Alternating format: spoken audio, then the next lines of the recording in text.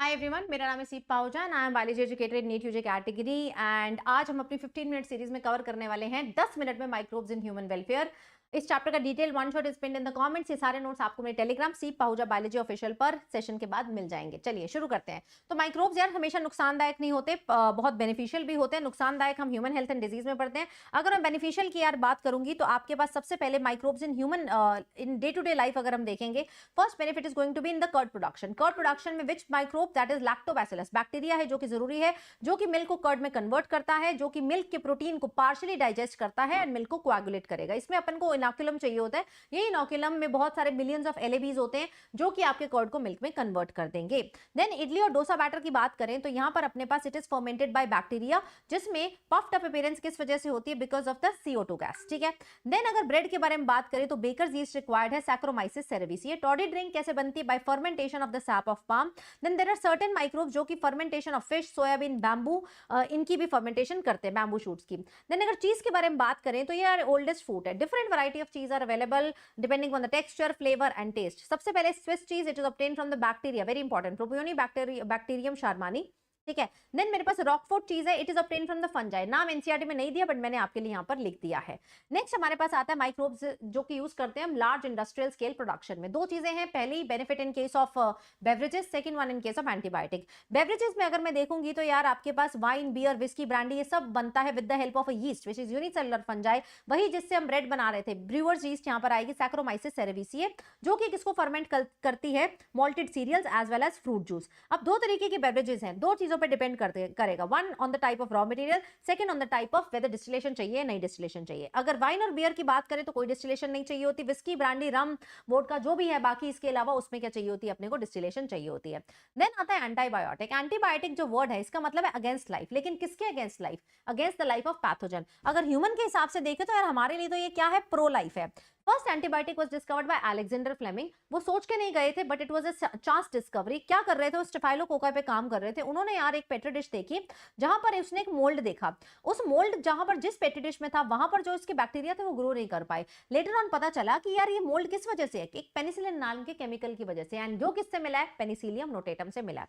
लेकिन चेन और फ्लोरे की मदद से अल्टीमेटली हम फुल पोटेंशियल ऑफ पेनिसिलिन जो है वो डिस्कवर कर पाए। इसीलिए इन तीनों को, चेन, फ्लोरे और फ्लेमिंग को, इन तीनों को नोबेल प्राइज मिला in the year 1945। These are mostly antibiotics, they are obtain from bacteria.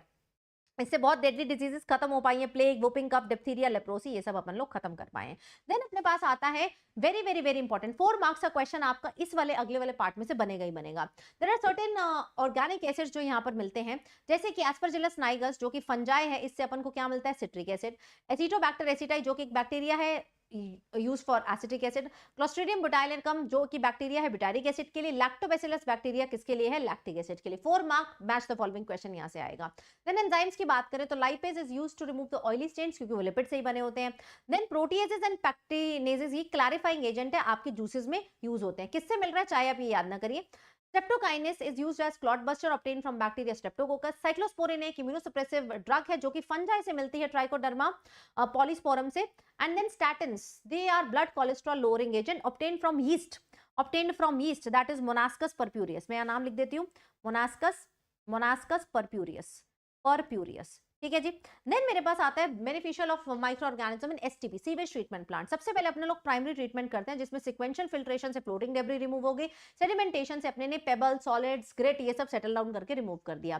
फिर अपने ने क्या किया? इस प्राइमरी एफ्लुएंट को ले आए अपने सेकेंडरी ट्रीटमेंट में, डाला इसको एरिएशन टैंक में। एरिएशन टैंक में दी अपने ने हवा देंगे, एजिटेशन करेंगे तो लार्ज फ्लॉक्स बनेंगे। फ्लॉक्स क्या है? They are large mass of aerobic bacteria, heterotrophic bacteria, जिसमें आपके प्लस फंगल फिलामेंट्स भी हैं, बैक्टीरिया प्लस फंगल फिलामेंट्स है। ठीक है जी। ये क्या करेंगे? ये मेरे बच्चों ऑर्गेनिक मैटर जो प्रेजेंट है ना इसके अंदर, इस ऑर्गेनिक मैटर पे फीड करेंगे। ऑर्गेनिक मैटर को फीड करके अल्टीमेटली इस पोल्यूटेड वाटर का क्या कर देंगे? बीओडी कम कर देंगे। जैसे इसका बीओडी कम हो जाएगा ना, वैसे ही अपने लोग ये जो फ्लॉक है इसको ट्रांसफर कर देंगे इनटू मेरे बच्चों स्लज डाइजेस्टर।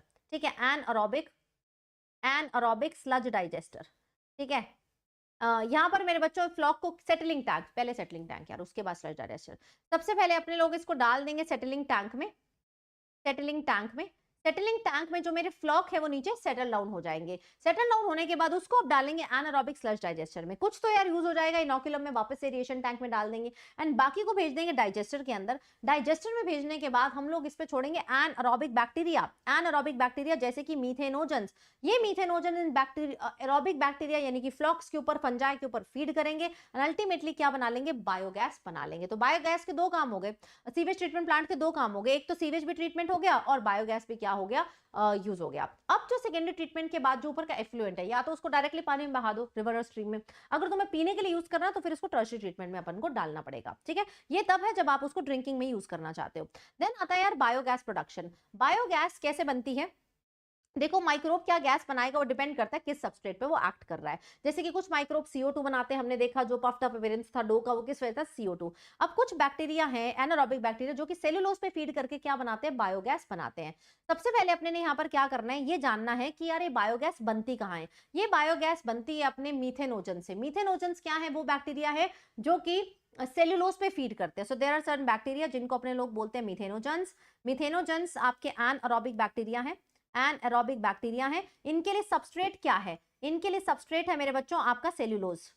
ठीक है, सबस्ट्रेट क्या है इनका, सेलुलोज। सेलुलोज पे फीड करके ये अल्टीमेटली क्या बना देते हैं, बायोगैस बना देते हैं। अभी मिथेनोजेंस पाए कहां जाते हैं, दो जगह पाए जाते हैं। One is a human of the cattle यानी कि कैटल की स्टमक में।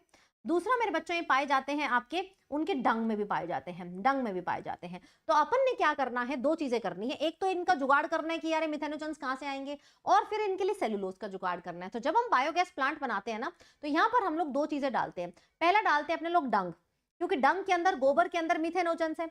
दूसरा अपने लोग डालते हैं बायो वेस्ट। बायो वेस्ट यानी कि घर गृहस्थी से निकलने वाले सब्जी फ्रूट्स के छिलके, उसमें क्या होगा, सेल्यूलोज। तो डंग के अंदर बैक्टीरिया है एनारोबिक बैक्टीरिया जो कि इस पे फीड करेगा एंड अल्टीमेटली क्या बना लेगा, बायोगैस। ऊपर अपने ने फ्लोटिंग कवर बनाया। फ्लोटिंग कवर से क्या होगा, जब जब गैस आएगी तो यार ऊपर नीचे हो पाएगा, हमें पता चल पाएगा। फिर हमने इसको पाइप से कनेक्ट कर लिया और ये घरों में जाकर क्या डायरेक्टली गैस को प्रोवाइड करते हैं। गैस मेरे बच्चों वहां जाकर फ्यूल की तरह आप यूज कर सकते हैं, फ्यूल की तरह यूज कर सकते हैं। मेजरली इसमें मीथेन होता है, बट इसके साथ H2S, CO2, nitrogen and hydrogen भी यहाँ पर प्रेजेंट है। अब ये आइडिया किसका आया था, ये आइडिया आया था आपके दो इंस्टीट्यूट्स का। One is Indian agricultural research institute IARI, साथ ही में khadi village industrial commission KVIC। यहां से मेरे बच्चों ये आइडिया आपके पास आया। बायोगैस प्लांट जनरली कहां देखने को मिलते हैं, आपके रूरल एरिया में ही आपको देखने को मिलते हैं। देन बायो कंट्रोल एजेंट के बारे में बात करेंगे। Aphids they are controlled by the ladybird beetle, mosquitoes controlled by the dragonflies. अगर मैं फंजाई की बात करूं, trichoderma, it controls the plant from the various pathogen. BT के बारे में बात करें तो बटरफ्लाई कैटरपिलर को कंट्रोल करेगी। हमने इसको बायोटेक में भी यूज किया, जैसे कि बीटी कॉटन बनाई है। बैक्यूलोवायरस दैट इज न्यूक्लियो पॉलीहेड्रोवायरस के जीनस को जो बिलोंग करते हैं, जिनका स्पेक्ट्रम बहुत ही क्या होता है, नैरो स्पेक्ट्रम होता है एंड ये क्या होते हैं, स्पीशीज स्पेसिफिक होते हैं। स्पीशीज स्पेसिफिक होते हैं, सिर्फ एक कंसंट्रेटेड जगह पर ही काम करते हैं, उसी इंसेक्ट को जाकर मारेंगे। तो इसको अपने लोग यूज करते हैं इन इंटीग्रेटेड पेस्ट मैनेजमेंट। किसमें यूज करते हैं, इंटीग्रेटेड पेस्ट मैनेजमेंट, जो कि इकोलॉजिकली सेंसिटिव एरिया हो वहां पर अपने लोग इसको यूज करते हैं। देन आते हैं अपने लोग माइक्रोब्स को यूज करते हैं एज अ फर्टिलाइजर ऑल्सो। सबसे पहले तीन चीजें यूज होंगी। One is bacteria, second is fungi, third is BGA। Bacteria की अगर मैं बात करूं तो सिम्बायोटिक में आपको सिर्फ और सिर्फ किसको याद करना, राइजोबियम। राइजोबियम किसके साथ रहता है, with the roots of leguminous plants, roots of leguminous plants. Then अपने पास फ्री लिविंग में आपको किसको याद रखना है, एजोटोबैक्टर और एजोस्पाइरुलम। बस यही आपकी एनसीईआरटी में गिवन है। देन अगर बात करें फंजाई की, fungi is living in association with the roots of higher plants. कौन से स्पीशी की फंजाई, दैट इज ग्लोमस। अब इसमें आपको ये भी याद रखना है कि फंजाई यार क्या क्या बेनिफिट देती है। एक तो सॉइल में से फॉस्फोरस देती है, ठीक है, प्लांट को फॉस्फोरस देती है। प्लांट को बेटा जी रेजिस्टेंट बनाती है, बचाती है, हिम्मत देती है, शक्ति देती है ड्रॉट से सर्वाइव करने के लिए, हाई सैलिनिटी से सर्वाइव करने के लिए। और मेरे बच्चों इस फंजाई की वजह से आपका जो प्लांट है वो पैथोजन से भी बच पाता है। इन टर्न फंजाई को क्या बेनिफिट मिलता है, घर मिलता है एंड शेल्टर मिलता है। देन बात करते हैं BGA की, यानी कि साइनोबैक्टीरिया। साइनोबैक्टीरिया में आपको तीन नाम याद करें, दैट इज नोआ में कौन आ जाएगा, नॉस्टॉक, ऑसिलेटोरिया एंड आपका एनाबेना। ठीक है, एनाबेना। तो नॉस्टॉक, एनाबेना एंड ऑसिलेटोरिया आपके पास BGA आ जाएंगे, जो भी सॉइल की फर्टिलिटी बढ़ाने में मदद करते हैं। With this we are done with the microbes in human welfare. इसका detail one shot spin session कैसा लगा मुझे जरूर कमेंट्स में बताइए। कि ये पूरी प्लेलिस्ट देखिए जिसमें मैंने हर चैप्टर को 10 से 15 मिनट में कवर किया, और सेव कर लेना, लास्ट टाइम में बहुत हेल्प करेगा। Thank you so much guys, take care.